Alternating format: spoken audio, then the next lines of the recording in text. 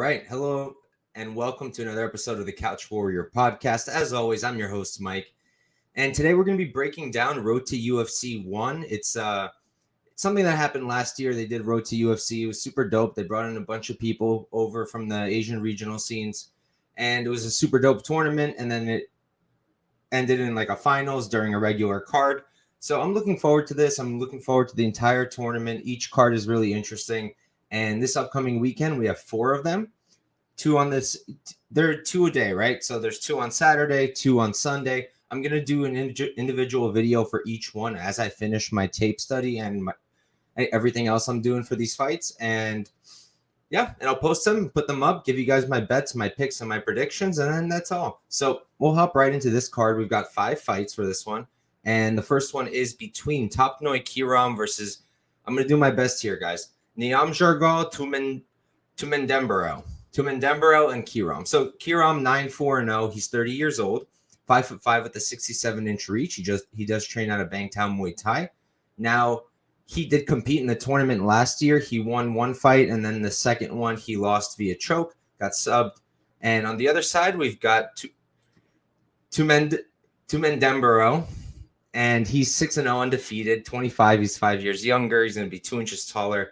And that's all we've got for his measurables. So look, now that people kind of know Kiwram, right? They know that his takedown defense is not great. He's a Muay Thai guy at heart. He's hilarious. He smokes cigarettes before and after fights. He's got this persona.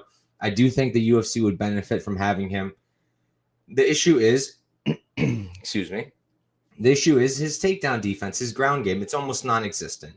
But it's improving. It's something he knows about. Bangtao, Tiger Muay Thai, those are pretty good gyms to get your takedown defense up, as well as your striking, obviously. And I think he's getting better at it. And I also think it's going to take a certain type of wrestler, a certain level of wrestler to take him down and control him.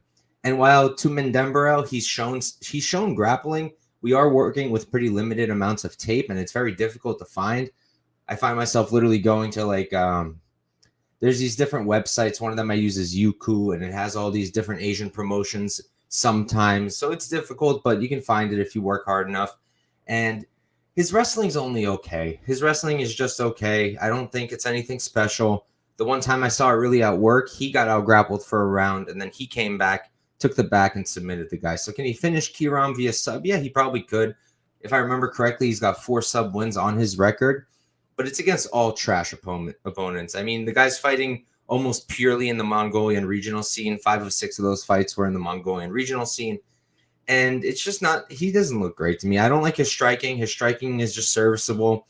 And this whole fight is going to depend on wrestling, which I don't think he's amazing at. Kiwram, going to be the much, much better striker. And then, of course, you give the wrestling to Tumendemberel because Kiwram doesn't have any wrestling. I do think he's going to have what it takes to keep it on the feet, though. And I do think he's going to completely and utterly outstrike this guy. I think he's probably going to knock him out, to be completely honest. I love his striking, and I don't love the striking or striking defense of Tumendemberel. Another look I'm considering is if they give us these. I believe last year we got totals and props. I don't remember 100%, but I'm pretty sure. If we get totals, I'm going to be playing the under 2.5 as long as it's something decent, because I think this fight ends inside the distance at a very high clip, because on one side, you got Kiwram, who can knock this guy out, and you got Tumendemberel, where if his grappling is better than what I'm expecting, he could probably submit Kiwram. So that under will cover both.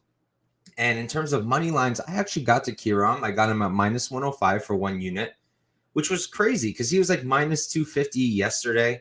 And then at some point today, he became minus 300. Then money came in on Tumendemberel. Then Kiwram became an underdog. I missed that. And then I got him at minus 105. I thought that was a great price, and I played him. Because look, if you're fading him here, you're doing it fairly blindly and hoping that his opponent just wrestles. And I'm not seeing this high-level wrestler in Tumendemberel that's going to just dominate Kiwram. So I think Kiwram wins. I played his money line, and if we're given the opportunity, I'm going to be playing his under 2.5 as well. Not his, the under 2.5 for the fight. All right, so this next one, we've got Tsuruya versus Ronal. Siahaan. Tsuruya 6-0. He's 20 years old and 5'3". And on the other side with Siahaan, he's 7-0 undefeated. He's 26, so 6 years older. He's going to be 4 inches taller.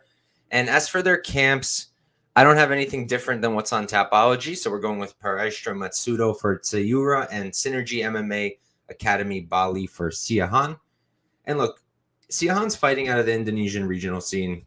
Because of last year, we already kind of know about it. And it's not the best place, not the best fighters coming out of it. And then when I got to this fight, I know that Tsuruya opened at like minus 375 or something. He's now minus 900. That's when I got to the fight.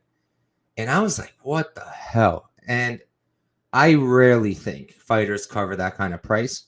And even more, honestly, never. If you've watched my shows, if you've seen me on Twitter, you know that no matter how confident I am, max bet, large unit bet, no matter how confident I am, I never call anything a lock. Tsuruya's a lock. He's a lock. I don't know what this is. I think that this matchmaking is purely made so that Tsuruya looks like a stud, and he's going to look like a stud. The guy is a good wrestler. He's a highly credentialed wrestler. I don't know exactly to what extent, but I know that he did compete in some kind of world championships, and from what I've seen, he's very good at it, and it has translated to MMA so far. He's been able to use it really well and very successfully, finishing all of his fights inside the distance, and it's actually equal finishes 3 by KO, 3 by sub. Now you look at what's his name? Siahaan. If you look at Siahaan, his takedown defense sucks. He's getting taken down on the regionals, on the Indonesian regionals, by fighters with losing records. He's getting taken down. Now he's winning those fights eventually, but all I needed to see was that takedown defense, and I understood right away. I mean, this is a no contest. Like, this is, look, I'm going to look super stupid if Tsuruya runs out there because he is a little bit wild and just gets clocked. But I don't see that kind of power out of Siahaan, and I think the most likely outcome is Tsuruya takes him down and finishes him very quickly. I can't do anything with a minus 900. I can't. And there's zero chance I'm even considering the dog because, like I said, I don't call anything a lock, and I'm calling this a lock. So I'm not touching the dog. I'm going to be looking for violence. If I can get props, if I can get unders, if I can get Tsuruya ITD, even if it's minus 300, whatever violence props I can get, I'm going to hammer on Tsuruya. I'm that confident. I think this is as much of a toss-up, like a gimme fight as you could possibly give. Like, if you hit me up as a matchmaker and told me find someone for this guy Tsuruya to just shine against, it would be Siahaan if I was able to find him over in Indonesia. I mean, his takedown defense, I can't stress it enough. It's just not there. So this is Tsuruya all day. I'm going to stop beating a dead horse. But if we do get props, I'm going to be all over violence. Next up, we've got another guy from last year, Zha Yi. He actually made it all the way to the finals. And then I did back him as a big underdog. He was like plus 200 against, man, what was his name? Believe his name was Lee. I don't remember exactly, but should have won that fight. Didn't get it because the judges favored damage more than control from wrestling, but he's good. So we got Zha Yi versus, oh my god, okay. I'm not going to be able to say the first name. We got Zha Yi versus Jiahefu. And with Yi, he's 22-4-0. He's 26 years old, 5'7" with a 70-inch reach. And again, for him, I don't have anything different. So we're going to be going with what we have here, which is Enbo Fight Club. And with Jiahefu, 30-11-1. Don't have his age. He's going to be 2 inches taller, about the same reach. Wanshi Fight Gym for him. So with Jiahefu, it was incredibly hard to find anything on this guy. I had to search his name in Chinese. I had to go to all kinds of sites. By the way, if you guys need help with like finding more remote, less well-known regional scenes, hit me up on the DMs on Twitter or wherever you want, and I'll point you to the right direction because I know a few tricks. But I was able to use that here. But even then, I'm working on very limited tape. I don't know much about his striking. From what I see, there's not much of it. He's not a very good striker, and everything in his game is built towards getting the fight to the ground. And what I did notice, hey, get your head out of there. My dog had his head in my garbage. What I did notice was he's very hittable. He kind of just leans his head in when he's going for these takedowns. What I could see with the wrestling is he's good at it. He's a good wrestler. Let me pull up how many. He has 16 submission wins, 4 sub losses. You got 11 submission wins from Yi, 1 sub loss. So you got 2 guys very, very good on the ground. I don't know if I would call Jiahefu very good. I don't know if I would call either one good on the ground. They're good wrestlers. Yi, my problem with him is he wrestles well, yeah, but he's not doing much. And that's why he lost that finals fight last year, because he wasn't doing enough damage from on top. I still think he should have won, but that's why he lost. He wasn't doing much on the ground. So while his wrestling is really good, in terms of just his like submissions or knockouts, it's not really coming against high-level opposition. I do believe he submitted someone we're going to be talking about soon. Yeah, Sasu he submitted, which is pretty decent. Sasu's a good guy. We'll talk about him soon. I don't think either of these guys is a crazy finisher at the higher level, but I do think if anyone's going to finish here, it's probably going to be Zha Yi. We're just working with so little stuff. And like, if you're giving me Yi against another grappler, I don't know that I'm going to want to pay minus 850 for Yi. I think that's pretty wide, to be completely honest, because this guy, Jiahefu, he can wrestle too. And if you look at the Matsushima fight for Yi, right? What happened there? He did win. He did out-control his opponent for the most part, but his opponent landed 3 takedowns too. He also racked up like 4 minutes of control time. So it's not, but Matsushima's also pretty good. I will put an asterisk there. So it's not like he can't be taken down just because he's a really good wrestler. And that's why I'm very hesitant to do anything with him at minus 850, even if they give us props. Like, do I want to play his decision prop? I mean, if they give me close to evens, yeah, probably. But I just think this might look really close. We don't know. We don't have a lot on Jiahefu, so I can't really tell you. I'm going to have to give the striking here to Yi, just because from what I've seen, Jiahefu's striking is awful. But the wrestling may be better than Yi's. We don't know. It's pretty impossible to tell. Right now, I'm going to have to give it to Yi because he's done it at a higher level, but we're going to have to wait and see. Long story short, I think that you should not be touching this fight because of the unknowns of Jiahefu, and because you should not be paying minus 850 for almost any fighter, especially one here in Zha Yi. I don't think he deserves minus 850, even if he is one of the guys favored to win the whole tournament. He's really good, but we don't know what's happening with Jiahefu. We don't know exactly how good his wrestling is, exactly how bad his takedown defense or striking is. So it's a shot in the dark. But my pick is going to be Yi, just because he's fought the better guys. He's proven the wrestling against better guys, and he has some striking. So I'm going to be going with Yi here for the pick. Can't give you any plays, at least not until props come out. If we do get props, I'm going to be curious what the total is set at. If it's set at over 1.5, I might be interested in that over. And I might be interested in Yi by decision. Otherwise, I would maybe consider Jiahefu ITD. I'm going to look at that. I bet it's going to be like plus 1,000 or something. Because the guy can finish too. Like I said, he's got 16 submission wins. He has 6 knockout wins. The guy's got a lot of finishes. It's a lot of unknowns, and I'm going to stop wasting time. We're going to move on. I think Zha Yi wins, but I don't think you should do anything with that fight. All right. Next up, we've got Mark Climaco versus Jung Hyun Lee. Climaco 8-1-0. He's 25 years old, 5'4" with a 65.5-inch reach, training out of AKA. On the other side with Lee, you've got he's 8-0, undefeated, 20 years old, the second 20-year-old on the card, so he's 5 years younger, 1 inch taller, don't have his reach. And as for his camp, let me see if I was able to find anything. I could not. So we're going to go with Sabi MMA. You know, I think this line is too wide. I think that it's because Mark Climaco is a known commodity. He doesn't fight in the Asian regional scenes. He fights in America for the most part. He fights in LFA for the most part. We look at his last few fights, Miguel Sanson in the LFA, Cody Davis LFA, Yuma Horiyuchi, who competed last year in this tournament, knocked him out in LFA. Rodney Chioli, LFA, as you see. Almost all of his fights are in the LFA. And I think that's part of the reason why he's such a heavy favorite. Because Lee's very, very unknown, and you can't find too much tape on him. If I'm remembering correctly, I think I got like 3, 4, 5 fights of his, something along those lines. And most of them aren't recent. Most of them are a little bit older. We're talking like 2020. I think I got a 2021 one in there. I don't remember. Yeah, I was able to find a 2021 fight, but it was against a guy who's 0-4-0. And here's what I'm thinking. So in terms of grappling, this is this is Climaco all day. Climaco is a really, really, really good wrestler, and his takedown defense is really good. On the Lee side, in terms of wrestling, I haven't seen him do it. I haven't seen it on the regional scene, really. And the only time I saw a takedown attempted on him, he did get taken down. So Climaco will more than likely have a very strong wrestling edge here. That I think so. Now, the striking, a lot of people rate Climaco's striking very high. I'm not one of those people. I think Climaco is a moderately good striker. It's improving. He's young. He does come from a wrestling background, but I don't think his striking is amazing. And Lee's a good striker.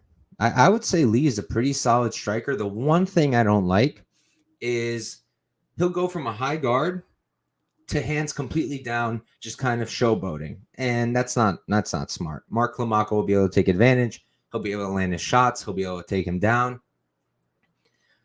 Long story short, I think Climaco probably wins this by decision.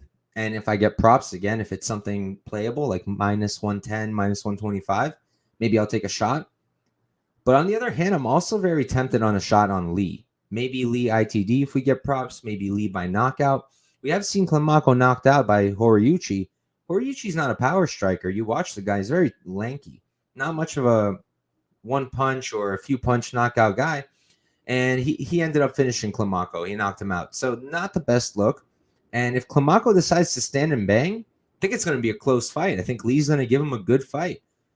I don't think he's going to choose to stand and bang. I think he's going to choose to wrestle. And if he's smart, if his coaches are smart, they're going to tell him to wrestle. He is coming out of AKA, so I really expect him to. But if he doesn't, this is going to be close. And it's going to be fun because Lee is a fun fighter, very exciting, likes the violence, and he's fun to watch. But I do think the 20 years old, I think the hands down striking defense, I think the takedown defense, just all of those things kind of point me to Climaco being the better guy and the one who's more than likely going to win this fight. Now, at minus 650, I don't think you should parlay him because, like I said, I do think that Lee should not be counted out here. On the feet, I think that Lee could cause damage, and I think that Lee could find a finish on the feet. So I would not parlay Climaco. Only things I could tell you are if we get Climaco decision, I think that's a decent spot. And if we get Lee by knockout, I think that's a decent spot. And the two that I'm going to be looking for if we get props. If we don't, I'll watch the line. If money keeps coming in on Climaco because he's the guy that people know, then I might take a shot on Lee. Because last I checked, so let me check what he's at right now. Lee's at plus 475 right now. Climaco minus 650. And I'm already tempted. I'm already tempted to put a quarter unit on it. Because like I said, he's very young also, which I didn't mention actually. He's very young. He's going to be improving very quickly. And like I did mention, we haven't seen his takedown defense really tested. I saw it one time, and it was like in 2020, which would mean he was what? That was 3 years ago. He was 17. I mean, the guy's been fighting since I was looking at it since he was like 16 years old as a pro, which we've kind of seen now on the Asian scene. You see a lot of young fighters with like 30, 20, 40 fights, and they're fighting very often. But I think he's going to be improving quickly. So to count him out here and parlay Climaco at minus 650, I don't think it's a move. And I think you're better off either just staying off of this, waiting for props, or waiting for the line to keep coming in on Climaco and take a small, maybe quarter unit shot on Lee, because I think he's live here. Do I think he wins? No. But at this, I think he wins more than the odds suggest. Let's do some implied probability. Not something I do often, but why not? All right, so we got plus 475. That tells me that Lee's going to win this fight 17% of the time. I think it's more often than that. Maybe not by much, though, now that I'm thinking about it. Maybe not by much. So let's wait. We're going to wait. We're going to see the line. Make sure you're following me at Couch Warrior Pod. That's where I'll post any picks that I make, any plays that I make. And if the price keeps going, then I'll take a shot on Lee. I want something more like a 10% implied probability because I think that's wrong. I think he wins about 2 to 3 times out of 10, right? So we're going to need the price to go up a little bit more. Going to have to wait and see. Climaco is my pick, but again, I'm cautioning against parlaying him. And now we've got our main event. We've got Keisuke Sasu versus Sangwon Kim. Sasu, he's 11-2-1, 28 years old, 5'5" with the 69-inch reach. I got him at Master Japan. Like the others, I don't have any other camps for them. I try to do Instagram. That's how I check where they're training. And if I can't see it, I go with Tapology. So, and then on the Kim side, 9-5-1. Don't have his age. He's 5'10", so he's going to be 5 inches taller here. Don't have his reach. And he's at Korean Top Team. So he's another one of these guys where we don't have a ton of tape on him, but there's enough to work with, I think. I think there's a good amount of tape on him, especially if you know where to look. And first off, he has a win over Jack Jenkins. That's cool, but it was back in the day, and I can't find the fight, so I don't know really how it played out. I know that he finished him. I think he choked him out. And I do want to point out his record is super ugly, 9-5-1. But if you look through his losses, other than the very first one, all of them are doing well now. All of them have winning records. Most of them are on decently long winning streaks. So he hasn't really lost to anybody horrible. The guys he's beaten have been horrible, but he hasn't lost to anybody too terrible. Sasu, he did fight in the tournament. He fought Balajin, who's a very wrestle-heavy guy, and he did beat him. He fought Zha Yi, who we spoke about earlier, who submitted him. And then since then, he's had another fight against Tateo Lida. And I actually wanted to talk about that fight. It's one of the reasons I ended up going with Kim, the dog, as a underdog shot here. And I'm watching Sasu, right? And what I know from going into that Lida fight, what I knew from Road to UFC was he's a very slick striker. He's a very good striker. Great counters, very good work on the feet. He can mix in takedowns sometimes. It's not his first choice, but he will wrestle, especially if he gets hurt first. His own takedown defense, it's okay. It's good enough. It's serviceable, but his get-up game is good. I'll say that. His get-up game is good. He's good at scrambling, good at getting back up on his feet. He beat Ryoji Kudo, which is actually a pretty good look, but can't find that fight, unfortunately. Now, watching the Tadeo fight, Tadeo is nothing special, but Sasu looked not good. He didn't look great there. He was getting hit a lot. Looked very hittable. His striking defense, just like the stats on UFC stats, 57%. I think that's going to get lower and lower the more he fights in the UFC because I think he's very hittable. He's more hittable than I remembered. And I'll be honest with you guys, when these lines came out, just going off my memory, I was like, yeah, Sasu should cover. I mean, who is this Kim guy? Like, look at his record. Sasu, I know, is good. But Sasu's not perfect. Like I said, he's very hittable. His striking is good, but not elite. And he can wrestle, but he's not an elite wrestler. He's just a solid fighter. I don't think he's ever going to be a champ or top 10, but he's a good fighter. But Kim's also a good fighter. I'm looking at his striking and thinking, it's pretty good. It's actually pretty good. The combos look pretty good. Again, against not great competition, but you can't just focus on the lack of good competition. If you look back at the last tournament last year, almost everybody was coming off from Asian regional scenes where their opponents were awful. Even my guy, Anshul Jubli, right? He came in, he was a huge underdog for his first fight because everybody looked at his record, who he's fighting on the regionals, and they're like, they all suck. And then even when he was going into the UFC fight for the finals, again, people did the same thing. So while, yeah, you do have to pay attention to the level of the opponents, you also have to think about, that's who they get. They can't always pick their opponents. They're going to get an opponent. And if they're that good, they got to dispatch them. Kim, for the most part, has done his job. He's beaten these guys who he's much better than. He's got, He's got 9 wins, right? So out of those 9 wins, 6 of them are inside the distance. So he is finishing these guys. And I think his wrestling also looks pretty good. On first glance, when I ran the tape the first time, I gave the striking to Sasu, competition to Sasu, and wrestling to Sasu. And then when I ran it back, I have competition Sasu, striking close, lean Sasu, wrestling I'm giving to Kim, actually. I think he's going to be a better wrestler. Can he take down and control Sasu? We're going to have to see. I think he can take him down. I think controlling him is going to be another story. But I think he's very live. I think he's a very, very live underdog here. I think a lot of the price had to do with people knowing Sasu and people seeing the record of Kim and saying, ew.